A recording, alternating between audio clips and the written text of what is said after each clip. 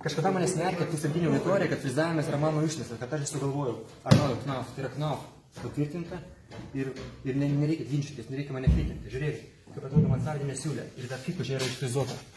Jau kada pasamdė mus, mes padarysim tokį darbą, dažytas atėjęs, tik tai prabrauks. Jokių juostelių, armavimo, jokių tenais kažkokių tai siūlių, šešėlinių siūlių, tuo labiau. Taip pat darosi šitam sujungime. Matosi, ne? Na, tu taip, galvoju, garčiau kažkaip. Taip, ne? Visos, visos arkos darosi štai tokiu būdu, frizavimo būdu. Ypač sudėtingos konstrukcijos. Mane labai dažnai ir būdovai klausia iš tikrųjų ir iš Klaipėdos, ir iš Vilniaus, kaip suformuoti teisingai arką, tarkim, pagal langą. Kada tai yra mansardinis langas, ant pačio lango rėmo yra padaryti laipsniai.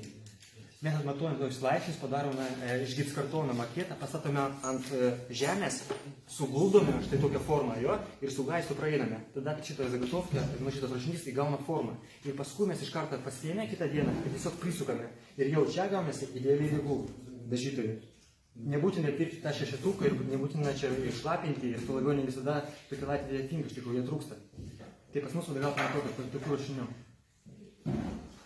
Paskui visos led nišos, kaip matote, viskas yra patvirtinta Knauf, nes Knauf mūsų ir mokino.